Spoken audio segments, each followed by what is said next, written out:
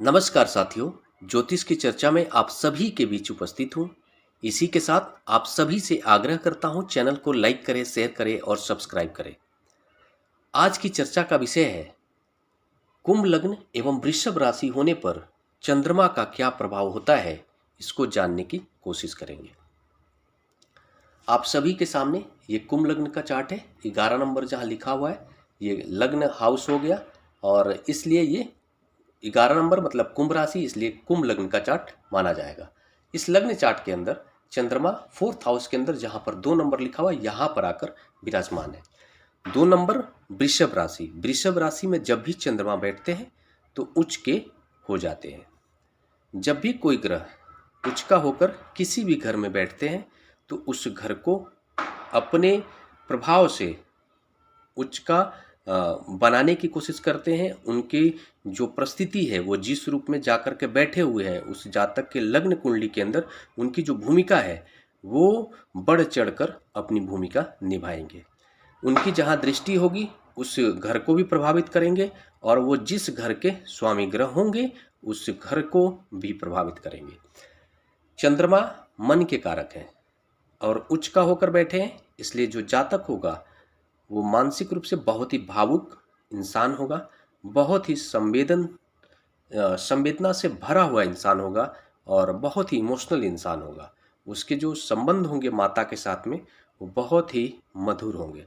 माता के प्रति बहुत ही वो आज्ञाकारी बालक के रूप में आप मान सकते हैं। वो माता की बात मानने वाला जातक होगा। जीवन भर वो अपनी माता का सेवा करने वाला जातक होगा। ऐसी स्थिति होती है।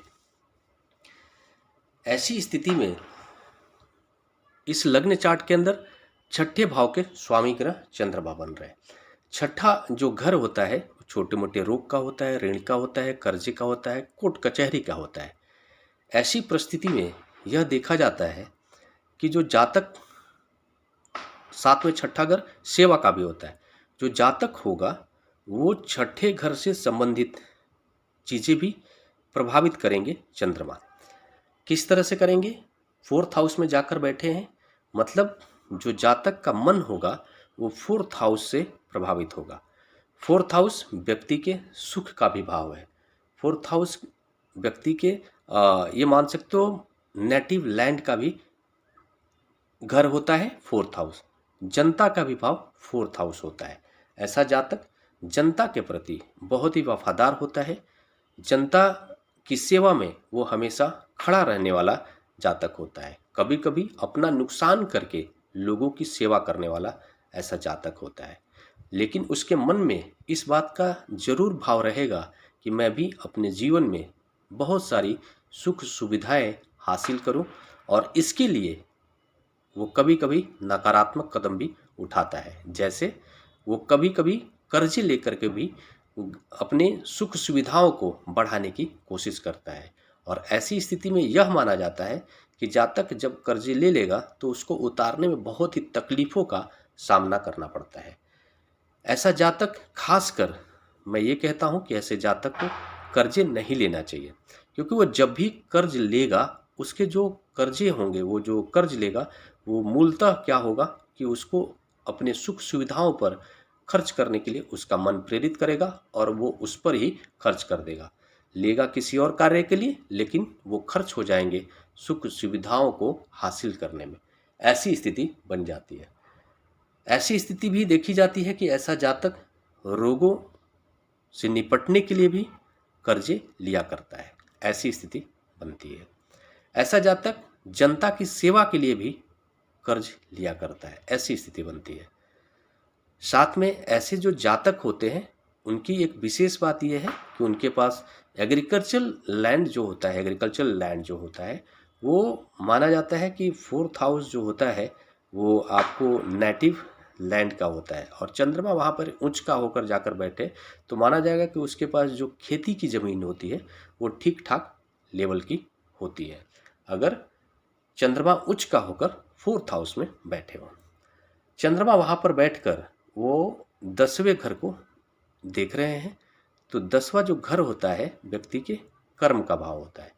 तो जो जातक हमेशा जो भी कार्य करेगा वो चंद्रमा से संबंधित उसके जितने भी क्षेत्र हैं चंद्रमा के, उन क्षेत्रों में उसको कार्य करने में बहुत ही वो कंफर्ट फील करेगा।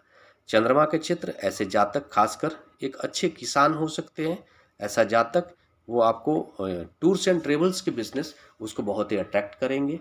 और लेकिन यह माना जाएगा कि चंद्रमा से संबंधित जो भी कार्य करेगा उसमें कहीं ना कहीं उसको नुकसान भी होने के चांसेस है। उसको उन सारे मतलब ये मान सकते हो कि चंद्रमा से संबंधित कोई कार्य नहीं करना चाहिए। जैसे कि आपको जो है ना कि क्योंकि इसके छठे भाव के स्वामी ग्रह बन रहे हैं चंद्रमा, मारक घर के स्वामी ग्रह बन रहे हैं चंद्रमा, इसलिए उसका मन तो करेगा लेकिन उसको उससे कटने की आवश्यकता है, उसको उससे बचने की आवश्यकता है।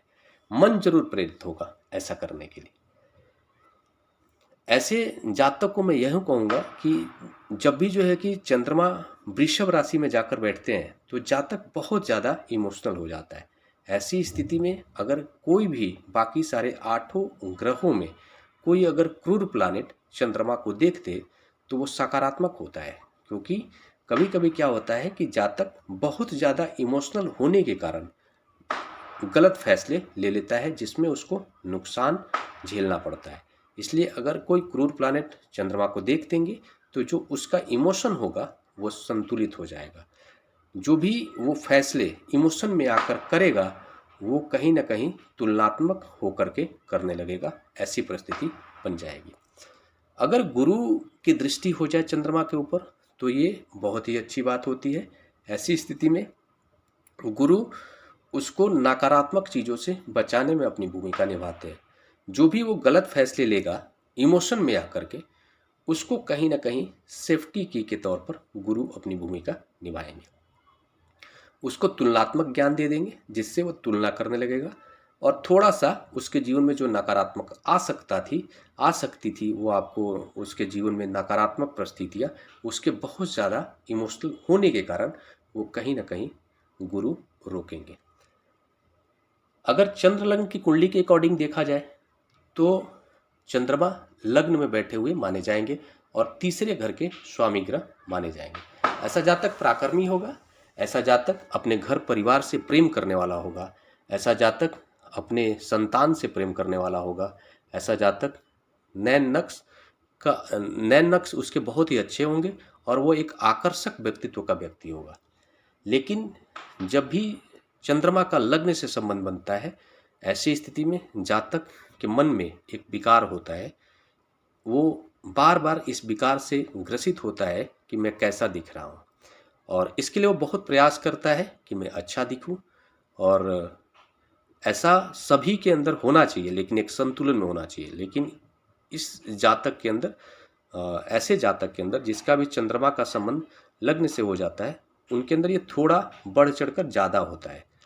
और ख़ास करके चंद्रमा अगर उच्च के हो और उनका लग्न से संबंध बन जाए, चाहे वो चंद्र लग्न की कुंडली के अकॉर्डिंग या फिर लग्न कुंडली के अकॉर्डिंग, मतलब चंद्रमा अगर उच्च के हैं तो ऐसा माना जाएगा कि जातक के मन में ऐसी इच्छा होती है कि मैं अच्छा ही दिखूं और इसके लिए वो प्रयास करते हैं। और लेकिन ये संतुलन में होना चाहिए, ऐसी सोच संतुलन में होना चाहिए। ज़्यादा होने से जैसे कि वो बार बार शीशे के सामने जाना, अपने आप को देखना, निहारना कि मैं कैसा दिख रहा हूँ। अगर कोई कपड़ा पहनते हैं तो बार बार पूछेंगे कि मैं कैसा दिख रहा हूँ घर के बाकी सदस्यों से। ये सारे नकारात्मक प्रभाव होते हैं। इसी के साथ नमस्कार। अगले विषय पर चर्चा के लिए आप सभी के बीच मिलूंगा। तब तक के लिए मेरा नमस्कार।